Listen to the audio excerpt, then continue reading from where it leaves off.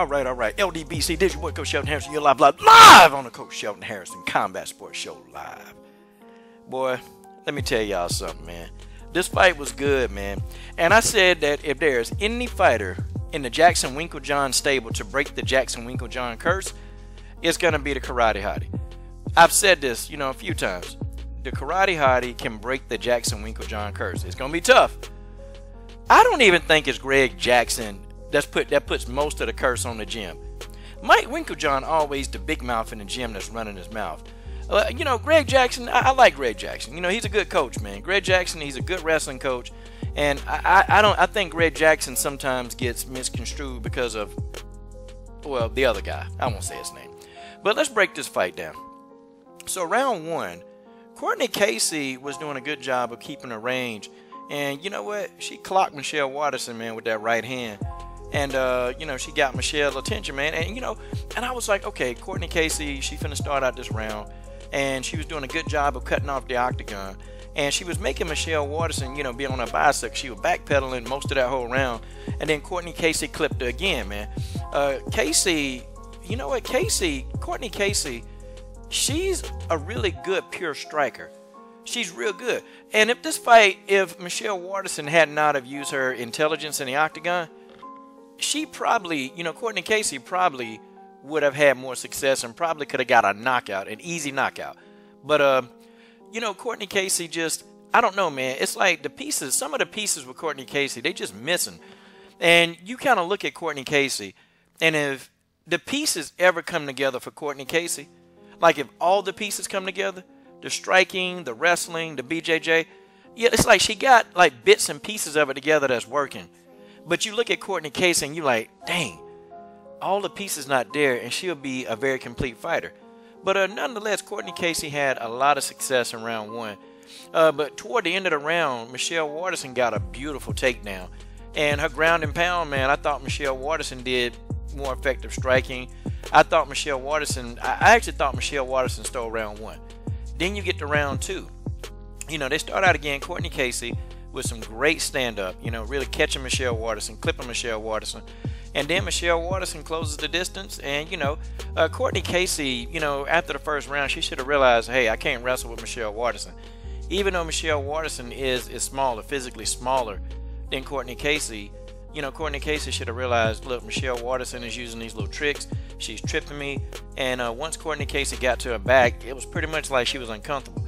Now, Cortney Casey, started doing some really good submission attempts. And I disagree with her corner, man. They were telling her to abandon the submissions. I actually think Cortney Casey could have kept up with the submissions, man.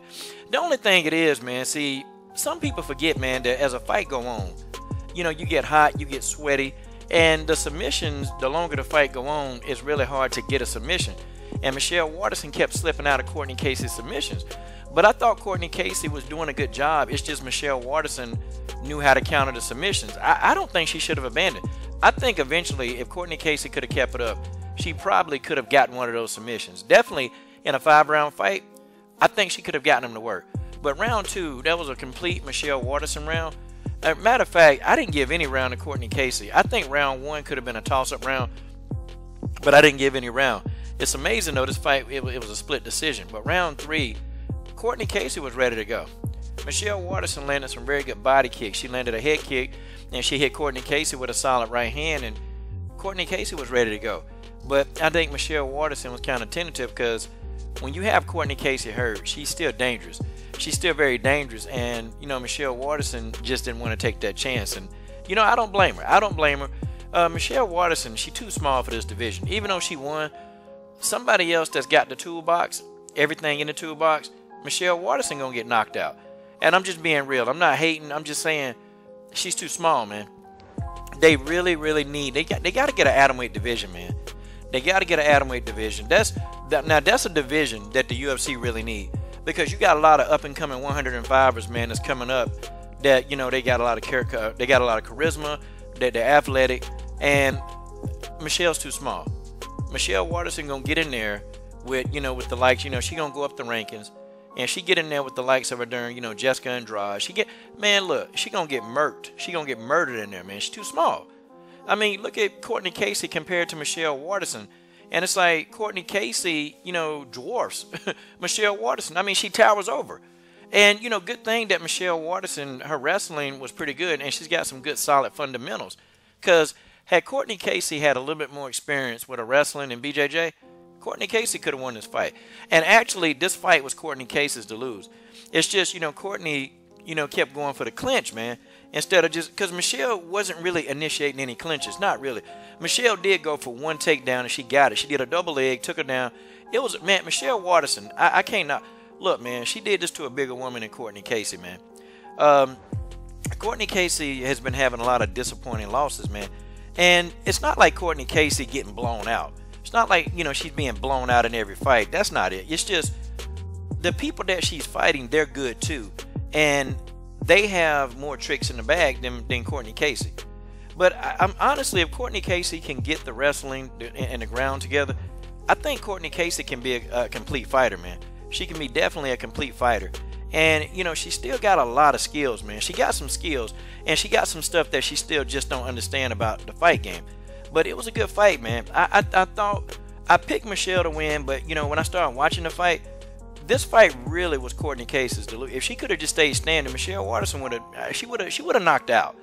But, this is a fight, to be honest. I would like to see this fight again, but, maybe with a Cortney Casey who's kind of evolved a little bit more.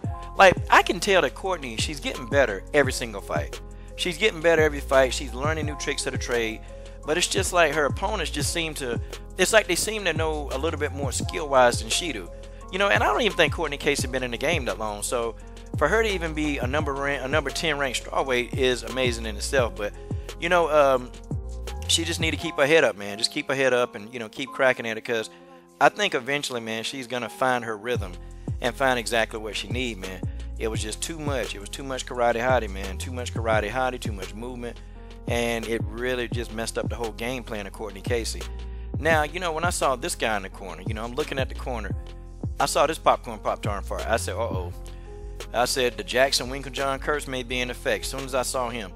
But, he was giving bad advice. The other guy in the corner, the other guy who was in the corner was giving her the best advice, because her striking, Michelle Waterson's striking wasn't working, man. It wasn't working to the point where I'm like, God, dog, okay. So Michelle Waterson had to change game plan. She had to go to the ground.